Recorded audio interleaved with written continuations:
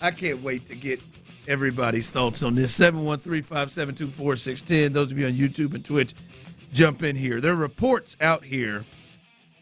As we know, Bobby Slowik, Clint, they parted ways with him. They're in search for a new offensive coordinator. And now reports are starting to spill out, Clint, about the relationship with Bobby Slowik and C.J. Stroud. Like, I can understand, like, hey, man, you're Bobby Slowik. 2 years you've been on the job. 1 year really, really good. The next year, not as good. Still made it to the playoffs. One thing that could quickly get you on the outs is if you have a mix-up or there's an issue, most important person in the organization.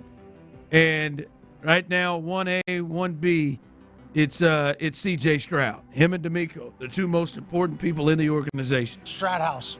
And now we're getting reports indicating that there were some issues there. This is a report coming Texans offensive coordinator Bobby Slowik and C.J. Stroud, according to reports, had a heated argument during the pre-draft process, Clint, creating tensions that contributed to Slowik's firing this offseason. Also, Texans quarterback and former Texans offensive coordinator Bobby Slowik reportedly got into an altercation that showed that these two reportedly had to be separated during Stroud's pre-draft visit in Houston. Oh, my God.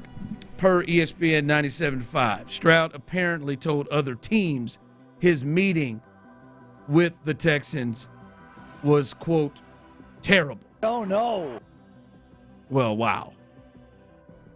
Well, wow. Your thoughts, everybody, 713-572-4610, YouTube and Twitch. Your thoughts on that, Clint? Your thoughts on hearing this? And again, these are reports. This is alleged. There is nothing that obviously that CJ or Bobby have confirmed. But your thoughts when you hear that? Yeah, look, it makes things make more sense for me, and I'm talking. It starts with football stuff. Like it's when you see a team that week 8 and 9 are still talking about how fluid the situation is of discovering your identity. There's probably some level of a tug of war in the building. When you have a quarterback and a play caller that just refuse to protect yourself, the quarterback, and refuse to respond to all the pressures that the quarterback's getting by changing your style and doing something different, that screams there's a tug of war in the building. When you see Dalton Schultz in week 4 or 5, whenever they played the Minnesota Vikings, clearly him and Cade Stover clearly have zero business blocking true edge players in the NFL. When you see that same issue pop up in a playoff game, not once but multiple times in the most important drive of the season, clearly there's some level of a tug of war in the building going on. And so to me, that makes a lot of the football stuff that I watch this year that's so frustrating, that makes a lot of that make sense. The fact that the quarterback went out there and a lot of the times is just completely disregarding the fact that his offensive line is struggling and is looking at mid-range to deep range concepts constantly and holding the football, that screams that guys aren't on the same page. No question about it. We talked about it multiple times. They got a lot of dudes over there now. A lot of consultants. Bill Lazor, I don't know what his position is. I forget what his title is. I would say a consultant that's called plays in the league, been an OC in the league. Obviously, Gerard Johnson, who's been a quarterback in the league and played a lot of football, knows the game well. There's a lot of people in that building over there. It is mind-boggling how bad they were in protection. And I'm not even talking about the mechanics and techniques of protecting. I'm talking about just the ability to go to the line of scrimmage and get a hat on a hat.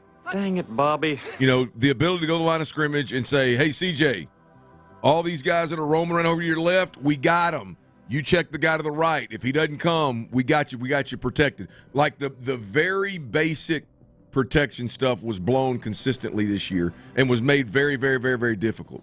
That to me screams that there's some level of tug of war in the building. And that makes a lot of that football stuff that I watched all year long, that would make a lot of it make sense for me, Ron. Tyler, and I see a lot of people coming in. That's BS. Why are we just now hearing this? If it was a bigger issue, Bobby would have been out of here. I guess it makes sense to why CJ thought the Texans didn't like him on draft day. Shocked, but where there's smoke, there's fire from Clarence Smith on YouTube and Twitch. Tyler, I hear everything Clint is saying. And I think regardless of this report, it looked like there was some. It looked like by what we saw, but this don't sound nothing like Bobby Slowik. Like we in the reports, it's right. He cussed him smooth out, stood up in the meeting, cussed him, and not when he was a member of the Texans. Prior, hell, Bobby just got this job. He was a candidate. Bobby just got the job. Had never called a play. Coming from Kyle Shanahan and that crew, and he stood up and told, "No, shut the F up. This is what we do in the NFL. Yeah. This ain't Ohio State no more." Everything you're saying, hell, we didn't need this to come out to see that there was something. Somebody was off on things. We saw a complete shift from last year. I get that. There is no possible way in hell that would have happened, and we're just now finding out about it after his firing. That just too many people knew about it. Too many people. The report is saying that he went to the next teams and told them it went terrible. And we wouldn't have heard that. We wouldn't have heard. And I will say this also. If Bobby Slowik had the balls, the nuts to do that on his first day on the job, he'd been there 5 minutes. He had the nerve to do that to the potential franchise that they hadn't even drafted yet. I think we would have seen doing stuff like that in the last 2 years. Have you ever seen Bobby Slowik look like he was even going to flinch to cut somebody out? Yeah, I'm following everything you're putting down right now. It's hard for me to. I'm not saying that the relationship wasn't as peachy keen as maybe they made it seem. I just this just don't even. Hey man, first thing D'Amico gonna do is bring somebody in here to cuss out the potential franchise quarterback before we even get his ass. We don't like that, right? I'm sorry, Clint. You've been around the league knowing how things are held. I just don't know how that one would be held down. That we have never, especially once eventually he got drafted to the Texans, that we would have never heard that, or especially when things started to go up and down this year, we wouldn't have heard any of this. We just now hearing it after he gets fired. It's hard for me to believe. Doesn't mean it didn't happen. Doesn't mean it's not true. We don't know. But it is very damn hard to believe or to even imagine Bobby Slowik acting in that sort of manner, that big of a personality. That's kind of hard for me to wrap my mind around, given all the access we had to Bobby Slowik, whether it be pressers, post-game, pre-game, otherwise. That's a tough one for me to imagine. It's like this for me, Clint. Hey, man, we got a report out here that Sean Payton just undressed Clint Stoerner in front of everybody the way he did, just going about his business about it. You know what I mean? Like everything that I have seen and we have seen of Clint Stoerner doesn't make you feel that he would just let, as Bruce Coslet found out, he would just let a coach just undress him. Just like it don't even like we would see that.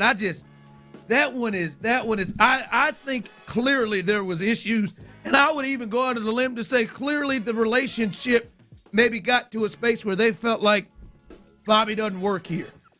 Bobby on one of his first things at the combine went out there and told CJ to shut the F up. That's not how we do it in the NFL. This ain't Ohio State. That's just not a golf club. I believe that Bobby's got in his bag. Yeah, the PFF guy. Yeah, look, I don't know Bobby. I don't know. I've not been around Bobby enough to know him or not. But that part of the story may very well be embellished, and it may be lesser than. I don't think it's out of the norm for a coach in that setting to be like, man, we don't give a damn what y'all did at Ohio State, man. This is what we're talking. You've run into that? Oh yeah, no, I've not personally. I didn't go to the combine. I've not personally. I've not personally experienced, the communications with a coach where I refer to what we did at Arkansas. Like I don't know. Now I've heard coaches in communication in a way of like, man, ain't nobody gives a damn what you got away with in college or what you did in college. It's the NFL. What the hell you talking about? And so that part of the story may be embellished. Hell, it may not be true. I don't know, but it's. To me, that makes a lot more sense, and it makes it easier for me to connect dots with what I watched this year from a product standpoint than just Bobby ain't got it. Bobby don't know what he's doing. No, I like the point that you made off of it of there was clearly some tug of war of something, right? Like, I mean, you just like it was just like to hell with whatever happened the previous year. We just like we're not doing that. And the closest that I ever saw Bobby seem ticked off, I sent the video to you, was all the way in the playoff game against the Chargers when he tried to throw that pick to Derwin James. And he got over to the bench and he looked like it was more than a hey, man, we'll get him next time. No. And that clip you're referring to that you sent to Clint and I about when Bobby got mad on the sideline with that throw, at least from everything I read and saw, body language, otherwise on that video of Bobby Slowik, it would not have sniffed what this report says that he did behind closed doors. And look, I'm going to tell you something. He looked mad, but he didn't look like he was about to knock somebody's head off. And let me tell you something. If C.J. Stroud was undressed the way that this thing says that he was, like, yeah, maybe C.J. ain't going to come out and just let us all know about it. But damn it, there ain't no way in hell somebody gonna ever undress me like that, and then I come back and at any point just talk about how great he is. And we heard CJ many a times really give praise to Bobby Slowik. Not upon my first meeting. Now I may have to work with you. Not upon our first introduction is a cuss out because I said, hey, this is a play that we used to run at Ohio State, and it's called this, and you done just lost your mind. Bobby's hair too good for him to go off on that long-ass hat, that brim hat. Freaking Smalls hat. Smalls from the Sandlot. Like, I'm just sitting there thinking, like, all right, man, D'Amico and Bobby, they in this office together, and my boy Bobby just goes rogue, man. It just goes off. Yeah, I can't imagine it. And D'Amico's like, yeah, man, so what? Hey, you heard him? No, that's not what we gonna do. It would be a very interesting approach to especially when you've got a top two pick, and what ended up being two of the top three picks in that draft, and you're taking a quarterback. That would be a very interesting approach to interviewing that guy. No. Look, as Tyler said, I ain't saying it didn't happen. I'm just not believing it until somebody gives me some damn proof that it happened. Yeah, that happened. Because if that happened, then I take back everything I just said about Eric Bieniemy in the last segment. Because if that happened, then Eric Bieniemy is more down their road than maybe I would have thought. And I just don't think. Yeah, look, Lance Zierlein is an NFL comp and has been doing it for a long time. He's really good at his job. So I don't, there's parts of the story that whether they've been embellished or not, I don't think they came out of thin air. Like I think there's pretty credible reports that C.J. Stroud didn't get along with or didn't communicate with the offensive coordinator at Ohio State. He went directly to Ryan Day, and that's how he got his work done there. That's interesting. That's odd. That seems a little bit out of the ordinary, and definitely not all hands on deck. Let's go get this win kind of deal. And then obviously the draft meeting with Bobby that went south, and then this year's To me, Ron, the resistance, and I said it all year long, like the resistance to change with this group, when you got all of those minds in the same building, blows my mind. Like, blew my mind all year long. Like, what in the world is going on here? No, that part, that part, hell yeah.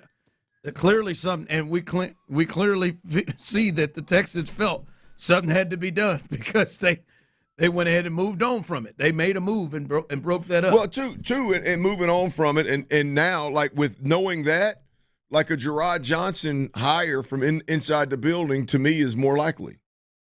Could be. Yeah, listen, I'm not. This ain't me coming at Lance. I'm sure Lance trust his reports. It just, you're telling me it just don't make no sense like that. I just ain't ever seen anything like that ever. Your first day, like one of your first things on the job, they ain't seen that one. All right.